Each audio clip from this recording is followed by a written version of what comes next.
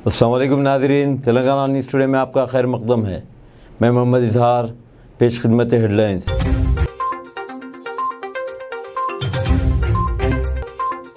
वज़ीर-ए-आज़म मोदी ने कहा कि बीजेपी अपने हर वादे की पाबंद रहेगी और जो भी यकीन दहानी करवाएगी इसको पूरा करेगी।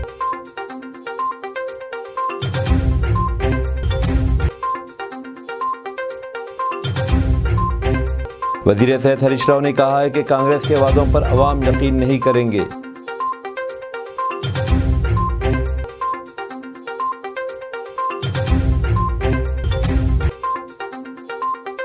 सदर मजलिस बैरिस्टर असदुद्दीन ओवैसी ने कहा कि मुसलमान हुनूस BRS के साथ हैं। तेलंगाना वाहिद रियासत है जिसमें सबसे ज़्यादा समाजी शोबे में रुक़ूमात खर्च की गई हैं।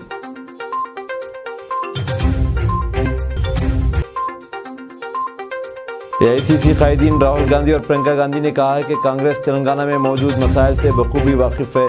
किए गए वादों की तकमील इसकी जिम्मेदारी है।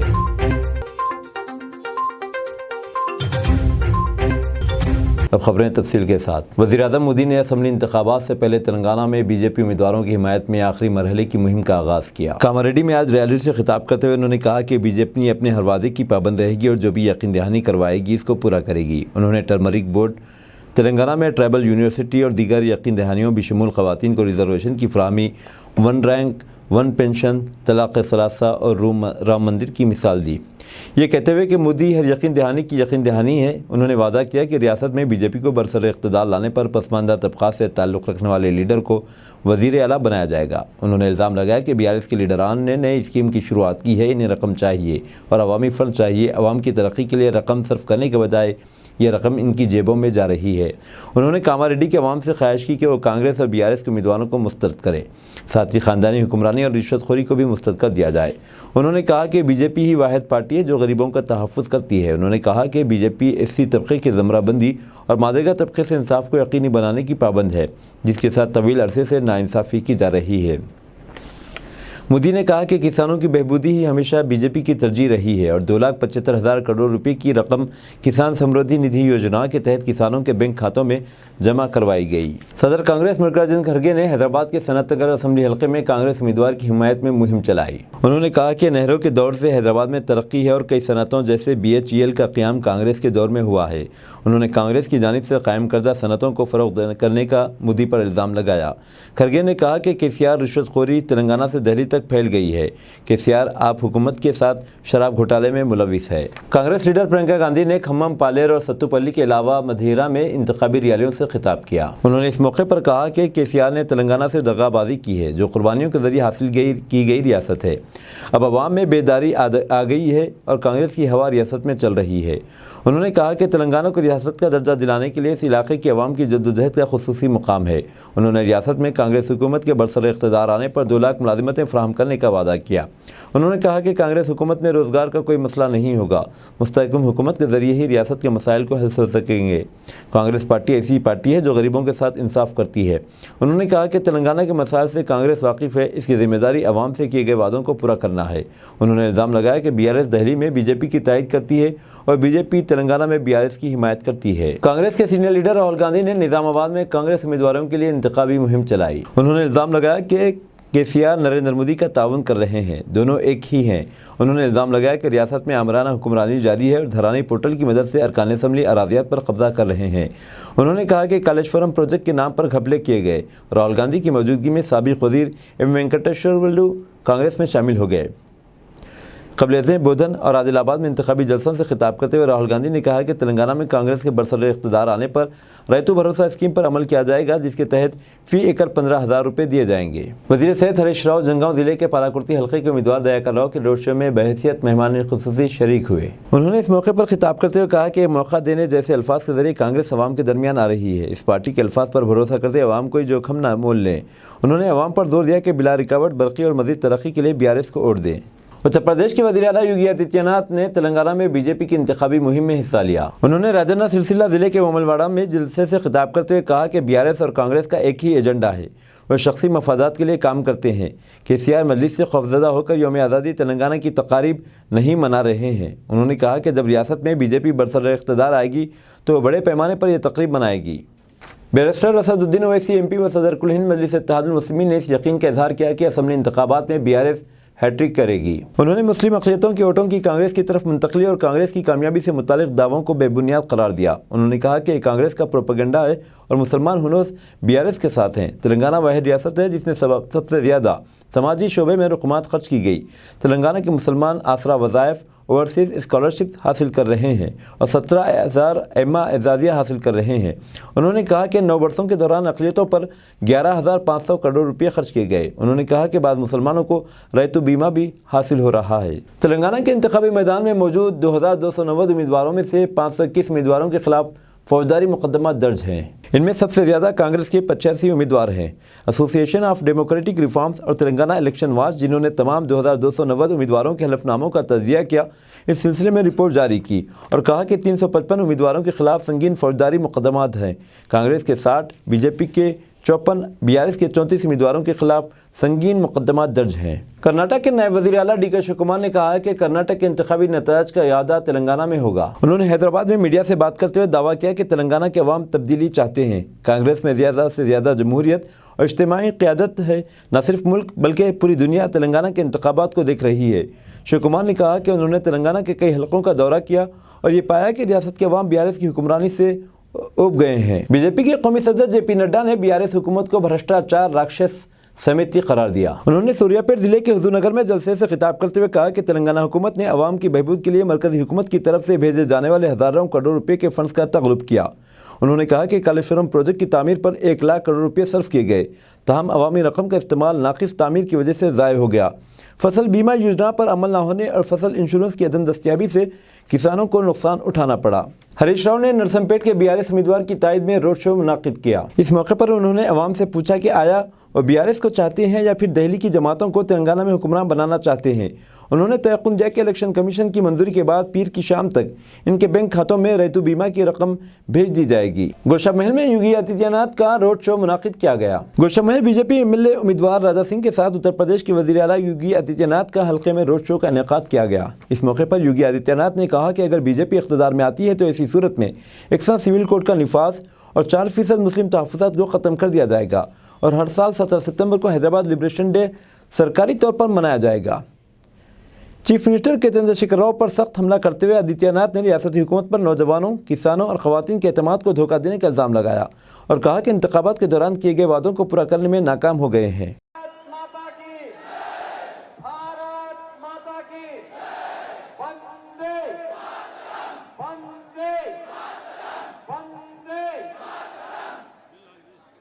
भारतीय जनता पार्टी के घोड़ा नगर विधानसभा क्षेत्र से लोकप्रिय प्रत्याशी और विधायक P राजा सिंह जी भारतीय जनता पार्टी के सभी पदाधिकारीगण और भारी संख्या में आज के रोड शो कार्यक्रम में उपस्थित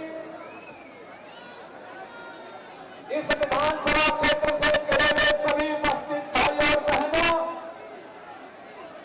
मैं सबसे पहले आप सबका आभारी हूं कि आपने जिस उत्साह और उमंग के साथ आज यहां पर मेरे इस रोड शो कार्यक्रम में राजा सिंह। तेलंगाना रियासत के असम्बली इलेक्शन के उन्वान पर अहले हदीस नौजवानों का आज 25 नवंबर दोपहर 3 बजे उर्दू घर मुगलपुरे में प्रेस कॉन्फ्रेंस रखी गई। इस प्रेस कॉन्फ्रेंस के जरिए अवामुन्नास से खासकर अहले हदीस ज़हन के अफराद से अपील की गई कि जिस 9 सीटों पर मजलिस इत्तेहादुल मुस्लिमीन मुकाबला कर रही है वहाँ से मजलिस इत्तेहादुल मुस्लिमीन के हक़ में वोट दिया जाए और बाकी 110 सीटों पर BRS के हक़ में वोट दिया जाए। प्रेस कॉन्फ्रेंस में खिताब करने वाले हजरात, जिनमें शेख खुर्रम जामई, जनाब शकील साहब, जनाब अबू बकर हक्कानी, जनाब मोहम्मद काजिम और दीगर मौजूद थे।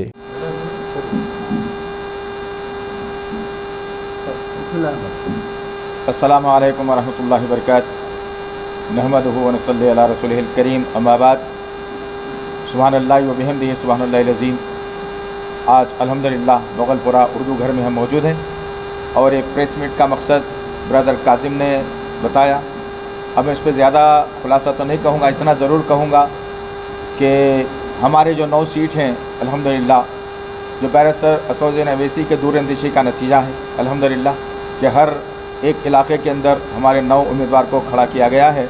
और हम तमाम अहले हदीस हजरात से गुजारिश करते हैं, अहले हदीस माओ बहनों से गुजारिश करते हैं, नौजवानों से गुजारिश करते हैं कि हम अहले हदीस सियासत में आगे बढ़कर हम हमारी जमात को मजबूत करें ताकि हमारे मसाइल का हल हो सके। अल्हम्दुलिल्लाह हम देखते आ रहे हैं कि पार्लियामेंट में एक आवाज़ गूंजती है तो सिर्फ़ और सिर्फ बैरिस्टर असदुद्दीन अवैसी की आवाज़ गूंजती है, तो हमारी रहनुमाई करते हैं और हमारे मसाइल को पार्लियामेंट में उठाकर उसे हल करने की हत्तल इम्कान कोशिश करते हैं अल्हम्दुलिल्लाह। तो मैं इसी बात पर अपनी बात को समेटते हुए ये कहूँगा कि तमाम के तमाम अहले हदीस हजरात, नौजवान, माँ बहनें मजलिस इत्तेहादुल मुस्लिमीन के हक़ में अपना वोट का जो ना इस्तेमाल करें ताकि हम ज़बरदस्त और मेजॉरिटी के साथ कामयाबी हासिल कर सकें और हमारे मसाइल का हल सिर्फ़ एक जगह मौजूद है जो हमारी MIM पार्टी है अल्हम्दुलिल्लाह। बस इसी बात पर मैं अपनी बात को ख़त्म कर रहा हूँ। अस्सलामु अलैकुम रहमतुल्लाहि व बरकातुहू। अस्सलामु अलैकुम वरहमतुल्लाहि वबरकातुहू। अल्हम्दुलिल्लाहि रब्बिल आलमीन व सल्लल्लाहु अला नबीना मुहम्मद। अल्हम्दुलिल्लाह आज हैदराबाद के पुराने शहर के मशहूर इलाका मुगलपुरा में यहाँ बामुकाम उर्दू घर में एक अहम प्रेस कॉन्फ्रेंस मुनक़्क़िद की गई है, जिसका बुनियादी मकसद है तेलंगाना में होने वाले स्टेट इलेक्शंस में अल्हम्दुलिल्लाह अहलुल हदीस नज़रिए वाले लोग किस पार्टी की तायद करेंगे। इंशाल्लाह उस बात का डिक्लेरेशन यहाँ पर किया जाएगा। इस वक्त अल्हम्दुलिल्लाह हमारे साथ यहाँ जो मौजूद हैं अबू हुरैरा एजुकेशन सोसाइटी के सदर शकील साहब, जामिया अहलुस सुन्ना वल जमा से मैं मोहम्मद काजिम और फ़तेह दरवाज़ा मस्जिद के ख़तीब जमीयत अहले हदीस की जानिब से जो फ़तेह दरवाज़ा मस्जिद है वहाँ से अल्हम्दुलिल्लाह शेख खुर्रम जामी साहब अल्हम्दुलिल्लाह हमारे साथ मौजूद हैं। इसके अलावा हसन नगर की अहले हदीस मस्जिद को रिप्रेजेंट करते हुए जनाब नासिर निज़ामी साहब मौजूद हैं और दीगर अल्हम्दुलिल्लाह अहलुल हदीस जमात के लोग और नज़रिए वाले लोग यहाँ पर मौजूद हैं। इस प्रोग्राम में सबसे पहले ये अपील की जाती है तेलंगाना के तमाम इलाक़ों में जितने अहलुल हदीस मर्द और ख़वातीन हैं, इस प्रेस कॉन्फ्रेंस के ज़रिए सबसे पहले शऊर बेदार ये किया जा रहा है कि अहलुल हदीस उलमाए किराम ने कुरान और सुन्नत की रोशनी में इस बात की तहक़ीक़ हमारे सामने वादे कर दी है, मौजूदा मुल्क के हालात के हिसाब से वोट डालने के लिए निकलना ये हम पर अब वाजिब हो चुका है। लिहाजा ऐसे हजरात जो वोट डालने को अभी भी दरकार समझ रहे हैं या दूरी अख्तियार कर रहे हैं या हराम समझ रहे हैं, अपने नज़रिए को बदलिए और अपने हक़ मनवाने के लिए वोट डालने को वाजिब उलमाए किराम ने करार दिया है।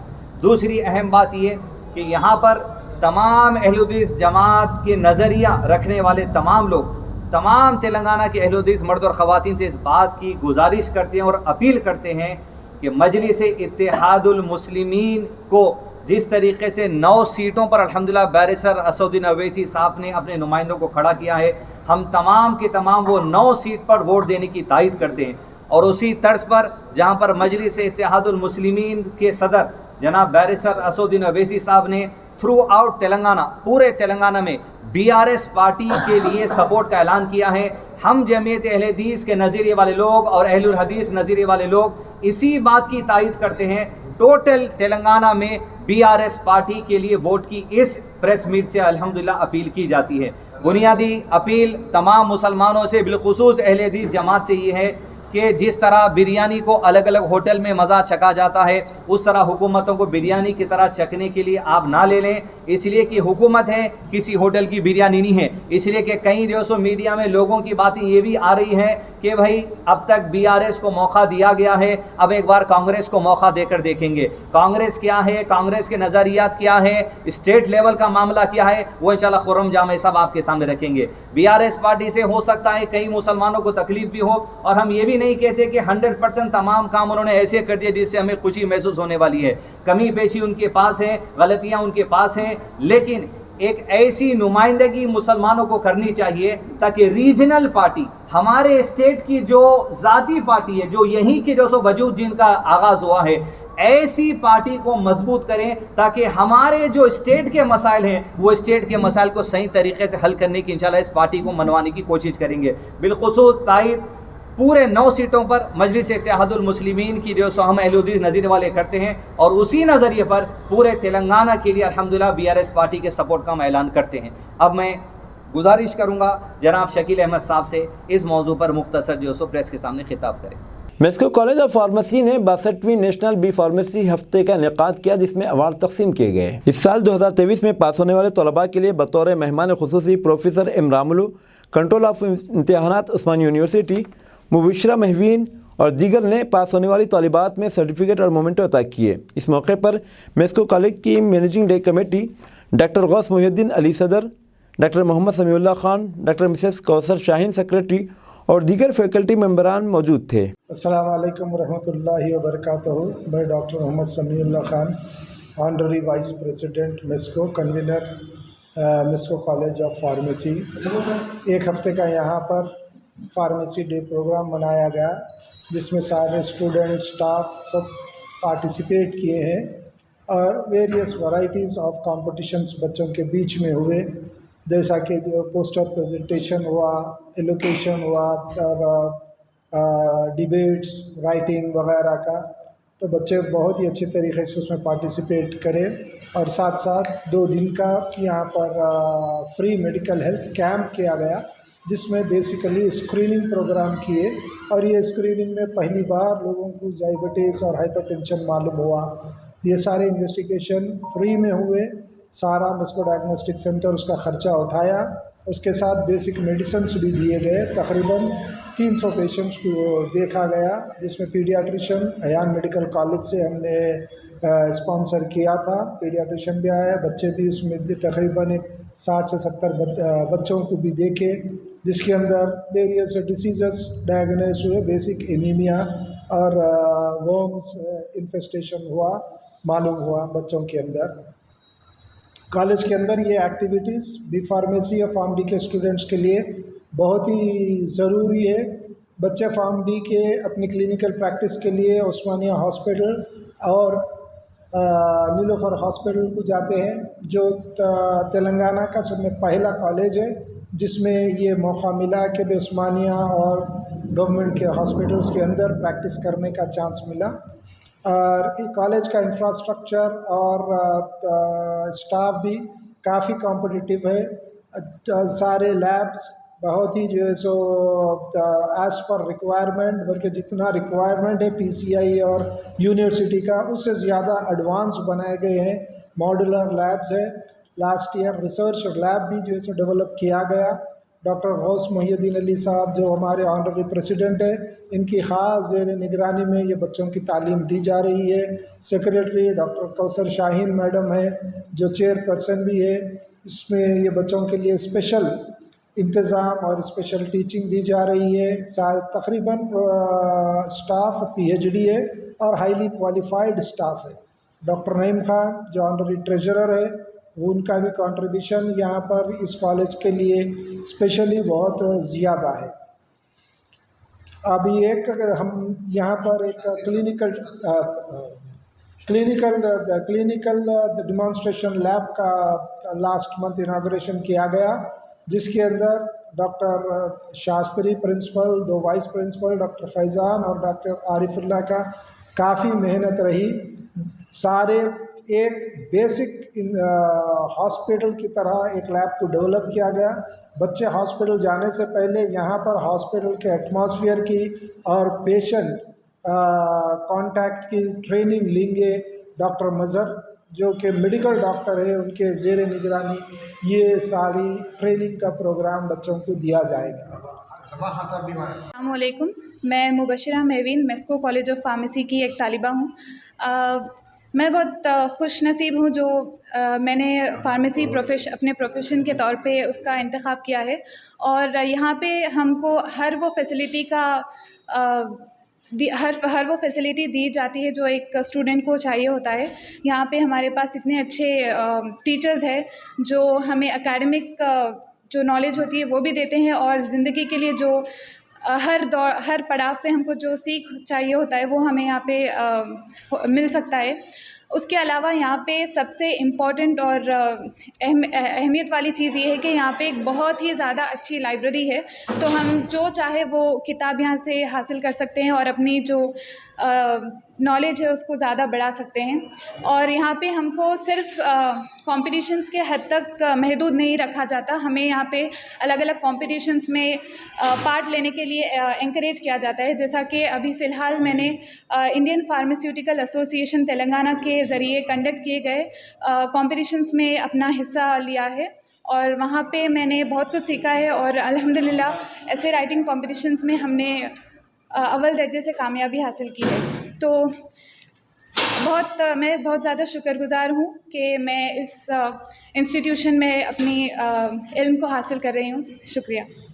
स्टूडेंट्स के लिए मैसेज देना चाहेंगे? स्टूडेंट्स के लिए मैसेज ये है कि आप अपने ज़िंदगी में कौन सा प्रोफेशन हासिल करना चाह रहे हैं, अपने ज़िंदगी के साथ क्या करना चाह रहे हैं, पहले आप ये अच्छी तरीके से सोच लीजिए और अपने वक्त को ज़ाया मत कीजिए, क्योंकि ये जो 25 साल तक की जो उम्र होती है बहुत ही ज़्यादा इम्पॉर्टेंट होती है। आप जितना जो भी सीख सकते हैं वो इस उम्र में करिए और सही चीज़ों का और सही जगहों का आप इंतखाब कीजिए, सो दैट आपको ज़िंदगी में बहुत कुछ हासिल होगा।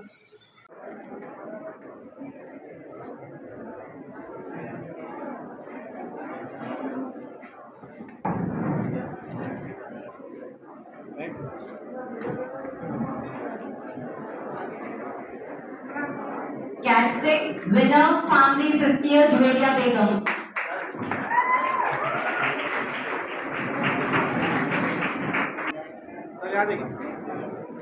Runner up B farm. Koratla शहर में निजामाबाद एमएलसी कल्वाकुंटला कविता विद्यासागर और डॉक्टर कल्वाकुंटला संजय राव को भारी अक्सरियत से कामयाब करने की अपील की। कविता ने कोरटला शहर के कई इलाकों का दौरा किया, आवाम से मुखातिब होकर कहा कि आज मरकजी हुकूमत एयर इंडिया, रेलवे जैसे महकमे को प्राइवेट करने की कोशिश में है और यहाँ पर शुगर फैक्ट्री को आगाज़ करने की बात बताई जा रही है। आवाम को सोचने की ज़रूरत है। आज के इस प्रोग्राम में जगत्याल चेयरपर्सन दावा वसंता, कोरटला चेयरपर्सन अन्नम लवनिया, अनिल और दीगर पार्टी कायदीन और वर्कर्स मौजूद थे।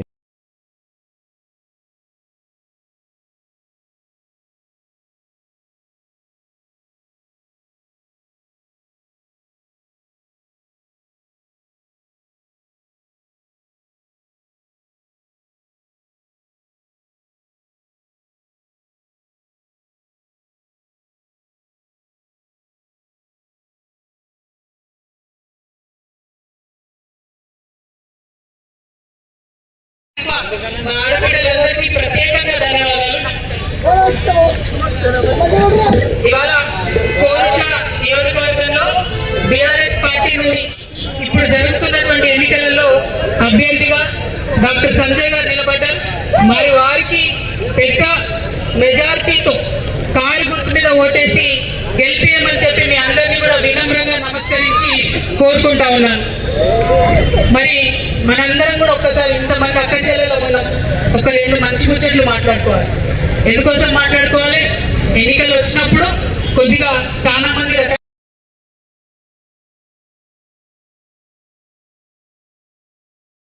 పేరు మీద అంటే మీ పేరు మీద నెలకు 3000 రూపాయలు సౌభాగ్య లక్ష్మి పేరుతోని పెన్షన్ మనకి ఇవ్వడం జరుగుతుంది. ఇప్పుడు మనం బాధపడాల్సిన అవసరం లేదు.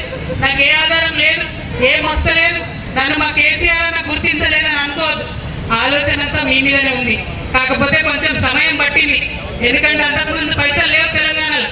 పైసలు ముట్టించినాం 5 ఏళ్ళల్లో, ఇంకొంత ఎదిగినాం ఇంకొక 5 ఏళ్ళల్లో. ఈసారి చేసుకునే సత్తా ఉంది కాబట్టి ఈసారి ఎటువంటి ఆధారం లేని వాళ్ళకు, బీడీలు కూడా తేలేని వాళ్ళకు, మరి ప్రతి ఇంట్లో ఉన్న మహిళకు కూడా వెతికి సౌభాగ్య లక్ష్మి కింద 3000 ఇచ్చుకుంటాం పెన్షన్. సమझ అమ్మ అయితే ఈ రేషన్ కార్డు ఇచ్చుకున్న వెంటనే ఇంకొక एनआरआई बीआरएस के सदर सतीश ने कहा कि कोरटला हल्के में बहुत से ऐसे खानदान हैं जो रोजगार के लिए खलीज ममालिक गए हुए हैं और यहाँ की बेरोजगारी की वजह कांग्रेस और बीजेपी पार्टियां हैं। हुकूमत के खिलाफ झूठी मुहिम चलाकर वोट हासिल करने की कोशिश कर रहे हैं। माजी में एमएलसी कविता ने बहुत से गल्फ कंट्री से वापस हुए बेरोजगार खानदानों की मदद की। इस प्रोग्राम में एनआरआई की एक कसीर तादाद मौजूद थी। ఈరోజు గల్ఫ్కు పోవడానికి కారణం ముఖ్యంగా బీజేపీ పార్టీయే. ఎందుకంటే గత 9.5 సంవత్సరాల కాలంలో బీజేపీ పార్టీ పరిపాలించింది. అంతకంటే ముందు కాంగ్రెస్ పార్టీ పరిపాలించింది. గల్ఫ్ వలసలను పోవడానికి ముఖ్య కారణం ఈ రెండు ప్రధాన పార్టీలే. ఎందుకంటే అప్పుడు మన తెలంగాణలో ఉపాధి అవకాశం లేదు, వ్యవసాయానికి సాగునీటి రంగం కూడా లేదు. అందుకే వలసకు వెళ్ళడానికి కారణం. ఈరోజు కొరుట్ల నుండి పోటీ చేస్తున్న ఎమ్మెల్యే అభ్యర్థి అరవింద్ గారు గల్ఫ్ కార్మికులపైన చాలా ప్రేమ కురిపిస్తూ ఉన్నారు.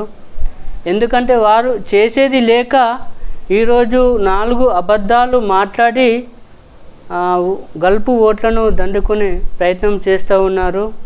ఎందుకంటే గత కొద్ది రోజుల మాజీ ఎంపీ కవిత గారు ఎంపీగా ఉన్నప్పుడు ఎన్నోసార్లు కేటీఆర్ గారు కావచ్చు, కవిత గారు కావచ్చు, కేంద్ర నాయకులను కలిసి మన భారతదేశంలో ఒక ఫిలిప్పీన్స్ కంట్రీలాగా ఒక మంచి వ్యవస్థను తీసుకురావాలని ఎన్నోసార్లు వాళ్ళను కలిసి చెప్పడం జరిగింది. వారు విననట్టు మన భారతదేశాన్ని, మన గల్ఫ్ కార్మికులను పట్టించుకునే నాదులు లేకుండా వదిలిపెట్టారు. ఇప్పుడేమో వచ్చి గల్ఫ్ కార్మికులకు ఏమి చేయలేదు అన్ని అబద్ధపు ప్రచారాలు చేసి 4 ఓట్లు దండుకునే ప్రయత్నం చేస్తూ ఉన్నారు. ముఖ్యంగా గల్ఫ్ పోవడానికి మిగతా దేశాలు గల్ఫ్ దేశం పోతే మా దేశం వాళ్ళు గల్ఫ్కు వస్తే 4 రూపాయలు ఎక్కువ కావాలని సిఫార్సు చేస్తాయి, జీవోలు ఒప్పుకుంటాయి. కానీ మన బీజేపీ ప్రభుత్వం, మోడీ ప్రభుత్వం చేసింది ఏంటంటే మా దేశం వాళ్ళు, మా భారతదేశం వాళ్ళు గల్ఫ్ కంట్రీకి వస్తే జీతాలు తక్కువ ఇచ్చినా సరే మా వాళ్ళను పంపిస్తామని జీవోలు విడుదల చేశారు. ఇప్పుడు అరవింద్ గారు గల్ఫ్ కార్మికుల ఓట్లు ఏ ముఖం పెట్టుకొని అడుగుతారని నేను వారిని ప్రశ్నిస్తున్నాను. ఎందుకంటే గల్ఫ్కు పోతే 4 పైసలు ఎక్కువ సంపాదించుకోవాలని ఎవరైనా కోరుకుంటారు. కానీ మన దేశం తక్కువ జీతాలకు పంపిస్తామని అనేది చాలా బాధాకరమైన విషయం. దానిని కేసీఆర్ గారు దృష్టిలో పెట్టుకొని చాలాసార్లు మన కేసీఆర్ గారు ఎన్నోసార్లు అన్నారు సందర్భాల్లో, మీరు 20,000 30,000 పెట్టుకొని గల్ఫ్ దేశం కోవద్దు. ఇక్కడనే మన తెలంగాణ రాష్ట్రం వచ్చిన తర్వాత ఇక్కడనే ఎన్నో ఉపాధి అవకాశాలు చాలా ఉన్నాయి. మీరు భార్య పిల్లలను వదిలిపెట్టి, అమ్మా నాన్నలను వదిలిపెట్టి అక్కడ చిన్న తప్పులు చేసి ఎన్నో ఇబ్బందులు పడుతున్నారు. మన రాష్ట్రానికి వేరే రాష్ట్రం వాళ్ళు వచ్చి ఇక్కడ ఉపాధి పొందుతున్నారు. మన బిడ్డలు అక్కడ ఎందుకు పోయి అక్కడ కష్టపడుతూ ఉన్నారు 20-30 వేల కొరకు అని ఎన్నో సందర్భాల్లో చెప్పారు. తెలంగాణ రాష్ట్రం ఏర్పడిన నుండి గత 9.5 సంవత్సరంలో ఎన్నో గల్ఫ్ కార్మికులు గల్ఫ్ దేశం వదిలి తెలంగాణ రాష్ట్రంలోని ఉపాధి పొందుతున్నారు. దానికి కారణం గౌరవ ముఖ్యమంత్రి గారు చేసిన అభివృద్ధి సంక్షేమం. ఈరోజు నేను అడుగుతా ఉన్నా, ఎవరైనా సరే గల్ఫ్కు పోతే వారిని వెనుకకు రప్పించాలనే ప్రయత్నం చేస్తూ ఉన్నారు. గౌరవ ముఖ్యమంత్రి గారు ఇక్కడనే ఉపాధి పొందుతూ ఉన్నారు. మన కొరుట్ల ఎమ్మెల్యే అభ్యర్థి సంజీవ్ కుమార్ గారు కూడా చాలాసార్లు సందర్భాల్లో ప్రెస్ మీట్ కానీ ఎక్కడికి పోయినా కానీ, తమ్ముళ్ళు మీరు అక్కడ కష్టపడద్దు, చాలని జీతాలు 20-30 వేల జీతాలతోని అక్కడ కష్టపడకుండా ఇక్కడనే మీ భార్య పిల్లల ద్వారా, మీ అమ్మా నాన్నల ద్వారా ఉండండి, నేను మీకు ఉపాధి కల్పిస్తాను, ఉద్యోగం కల్పిస్తాను ఎన్నోసార్లు చెప్పారు యువతకు. ఈరోజు వారిని గల్ఫ్ కార్మికులను దృష్టిలో పెట్టుకొని గల్ఫ్లో ఏదైనా జరిగితే వారి కుటుంబంలో ఒక భరోసాగా ఈరోజు 5 లక్షల గ్రేషియో వారి కుటుంబానికి ప్రకటించారు. గౌరవ ముఖ్యమంత్రి గారికి మా ఎన్ఆర్ఐల పక్షాన కృతజ్ఞతలు తెలియజేస్తున్నాము.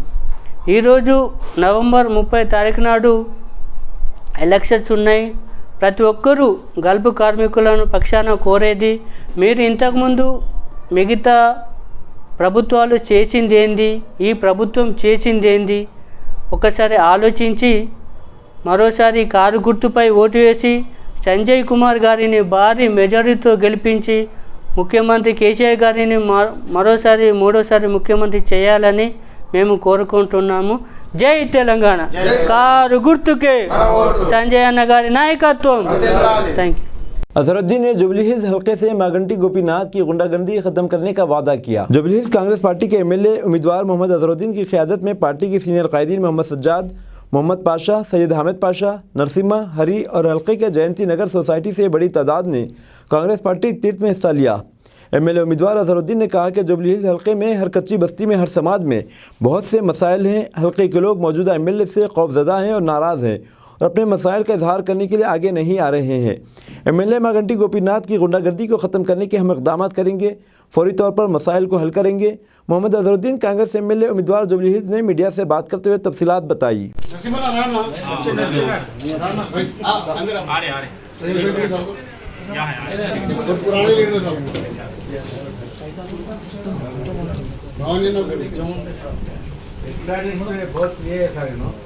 बोलो तो 1000 वोट पूरा होता पूरा इंडिपेंडेंट डाले ना हम का इलेक्शन पे इंडिपेंडेंट डाल के 1000 वोट लिए इधर अभी तक कोई भी नहीं लिए। गवर्नमेंट के अगेंस्ट में बोलना था।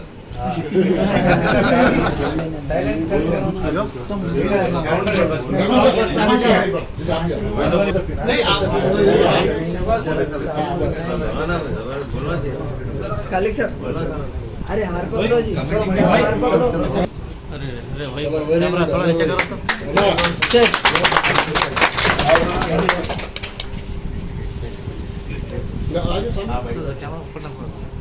हेलो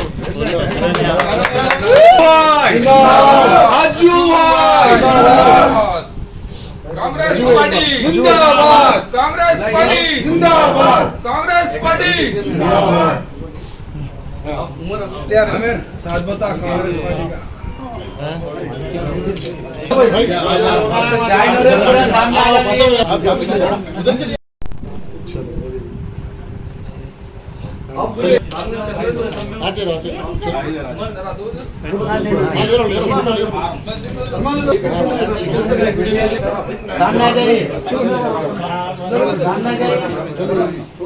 का लोग ज्वाइन हुए, आप बताएंगे। टीआरएस के जो लोग थे यहाँ पे ज्वाइन हुए कांग्रेस में 2000। सीनियर लीडर सैयद भाई है, भवानी शंकर अन्ना है हमारे, और बालाजी नागा है, पाशा भाई है। ये सब पुराने लोग जो टीआरएस के लिए काम करते थे अभी अजहर भाई के साथ अटैच हुए हैं। और लोग भी ज्वाइन होने की उम्मीद है इंशाल्लाह। फिर आएंगे बीआरएस के लोग पूरे इधर ज्वाइन हो जा रहे हैं पूरे। तो अब देखिए अभी थोड़े और ज़्यादा से ज़्यादा लोग तंग आ चुके हैं यहाँ पे, तो इसलिए कांग्रेस पार्टी के लिए जाना। अब सिर्फ फाइट नहीं, ये क्या है, ये मुद्दा क्या है जो पीछे जो थे पहले जो पीछे की लीडर है क्या नाम लियाकत तिरुपति, ये लोग पूरा कब्जा करे। इन लोग के लोग आए, लोग कब्जा करे, फिर बोल रहे कि कब्जा करने के बाद फिर देते बोल रहे। ये कौन सा नियम है? बेकार नियम है एकदम। इन लोग कब्जा करे, इन लोग अंदर जाना चाहिए पहले। ये लोग कब्जा कैसे कर सकते हैं? कब्रिस्तान की जगह है। अब वहाँ पे आप बोले काम करो, बोले तो काम नहीं कर रहे, बट फ्लैटा बनने के लिए बराबर ला रहे हैं, घुस रहे, हर चीज़ सामान आ रहा है। कब्रिस्तान बनाने के लिए सामान नहीं आ रहा था। ये लोग दो लोग मैं नाम लेके बोल रहा हूँ, लियाकत तिरुपति और एक बोली नाम बोले थे ना, कौन है? तीन लोग मिलके पूरे अपने एमएलए साहब भी उसका हाथ है उनका पूरा। क्या करें बोली, 10 साल में कुछ किया नहीं, अभी बड़ी बड़ी बातें करें। अब आने के बाद पूरा बनाएंगे, जो भी गलत काम है उसको सही करेंगे। जितने भी इलीगल मतलब जो भी है 100% इलीगल रहेगा वो इलीगल बनाएंगे ना। 100% क्यों नहीं करेंगे बताइए? लोगों का जगह है, लोग रहने की जगह है। हम अम्मा कारपोरेटर थे मुख्तार भाई, पूरा वो कब्रिस्तान का पूरा हिफाजत करते थे। पूरा कंप्लेंट दिए, कलेक्टर को कंप्लेंट दिए, ऊपर पूरा घरा बन रहे, पूरा घरा बन के पूरा कब्रिस्तान को पूरा कब्जा कर रहे बोल के कंप्लेंट दिए उन्होंने। वो टाइम पे कुछ भी एक्शन नहीं लिए, उसको पूरा बेच लिया। तिरुपति पूरा बेच लिए पूरा। उसको लियाकत भी सपोर्ट करे, जो पुराना कांग्रेस पार्टी का एमएलए थे ना पूरा, उन्होंने भी सपोर्ट करे उसको कब्रिस्तान को। अब ऑक्युपाई करने वाला बीआरएस पार्टी में, अब खुद का बीआरएस पार्टी में कहाँ से दिलाते उन्होंने? मागंटी गोपीनाथ कहाँ से दिलाता वो लैंड को? में आप अजहर भाई जिताइए, हम लोग वहाँ देखते हैं महीना पूरा ओपन लैंड कहाँ है, देख के गवर्नमेंट से बात करके कंपलसरी दिलाते हैं अजहर भाई। गवर्नमेंट की बहुत जमीन है। हाँ, अब दीजिए इजहारुल हक को इजाज़त। मिलते हैं अगले न्यूज़ बुलेटिन में। देखते रहें तेलंगाना न्यूज़ टुडे।